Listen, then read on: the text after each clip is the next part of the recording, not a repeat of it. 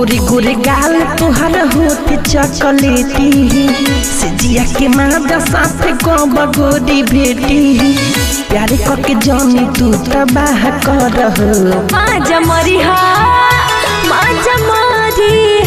माजा मरी हा तू आके रोज राजा हाँ पहले बियाह काल हो माजा मरी हा तू आके रोज राजा हाँ पहले बियाह काल हो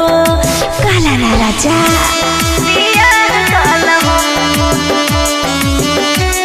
बियाह काल हो डीजे मनीष रक्सौल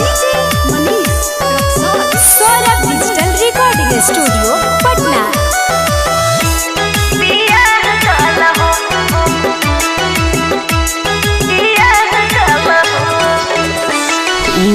याद आवे कब तुहसे कोई मुलाकात हो दिनमा त कटे जाला कटे नहीं रात आइल बानी राजा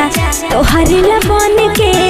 कुछ दिन और संभाल अपनो मन के मारिला जान तुहर होठवा के लहली पाँजा में हमारा समझ तू हाली रतिया में मिल के सलाह करहो माजा मरी हा तू आके रोज राजा हाँ पहले बियाह काल हो माजा मरी हा तू आके रोज राजा हाँ पहले बियाह काल हो